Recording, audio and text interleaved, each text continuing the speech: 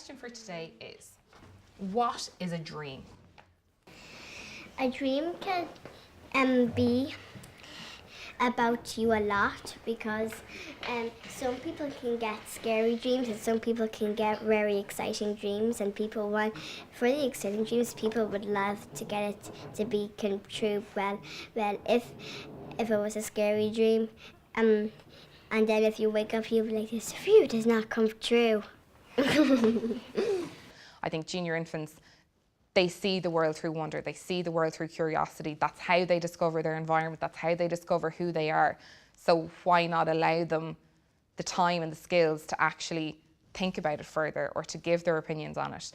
And I don't think there is an age where there's not a child that's not curious. So I don't think there's a time when you can say, well, a child at this age can't do it. So for me, it's for everyone.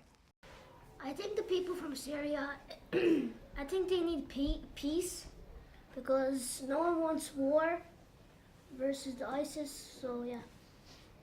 It's okay if you want to just leave your country, but because of war, I think that's not fair, because if you wanted to stay there, then you have a right to stay there.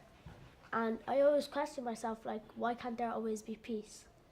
Lots of countries have lots of room and they're really big and they're not letting anyone in, and I don't think it's fair, because if it was them, like, if it was that country that was in war and then they were looking for a home, they would probably be asking Syria if they could get in, and they might say no after them not letting the people from Syria in.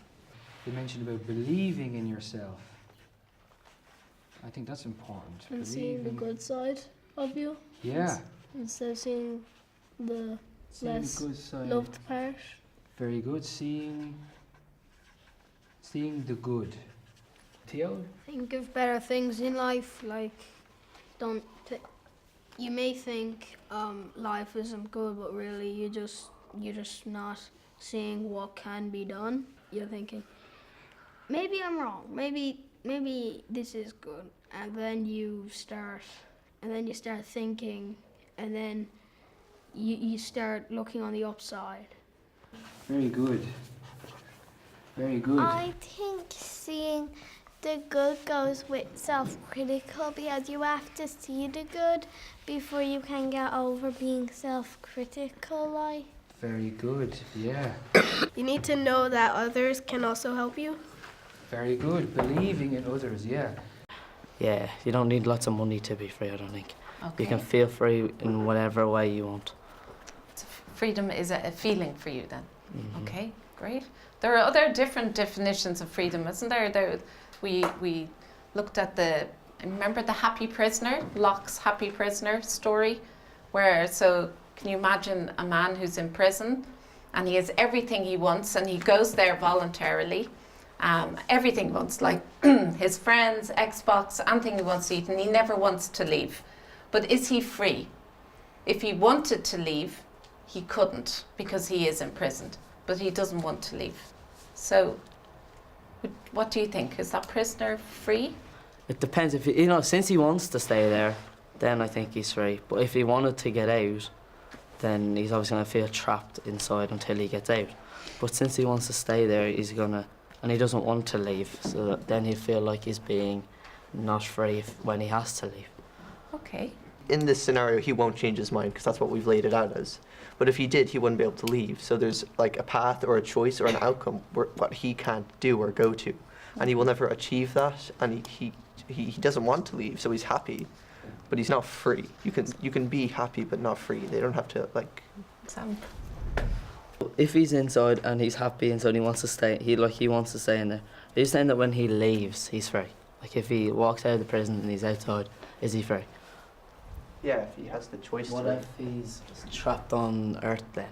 So is he still free or is he trapped on Earth? He's trapped on Earth. So he's not free? No. So he's never going to be free either? He's Well, trapped on Earth for the whole time? It's not free. He could be free if he had the ability to leave Earth, but he can't Then do... he'd be trapped in the universe altogether, so what's the boundary of not being free if it's not feeling? Say if like you're one of those people whose voice are never heard, and then everybody else's voice is like quite louder than yours, and your voice is like one of those quiet voices. and then like everybody gets to talk and no one's shouting over another person. But I still get to sit with like the other people and talk about their concepts and what they like about talking about the question and stuff. So it is pretty nice to do. Things like philosophy, like what we're doing here, I'm pretty sure like we're one of the only schools that does philosophy. And like it helps a lot, you know, you're learning to think, you're learning to question and not just take like be spoon-fed information and you have to accept that. Like no, you don't, you can question things, and it's really good to learn that. And instead of everybody having either a wrong answer or a right answer, there's sort of like the questions that can't be answered we're trying to answer, so it's really different. When you're doing like maths, let's just say you're always going to do the same thing. You're always going to multiply if it's a multiplication. But when you're doing philosophy, you can be thinking about something way different to someone else. And it's good to hear that you don't have the same way of answering the question. Like I think philosophy and life skills and all that have taught like me personally more about life in general than any of the other classes in the school. Even though we don't teach you that much content as Yeah. such, even Like, without I feel like books these classes would prepare you more for jobs and all that. and great insights and reflections here.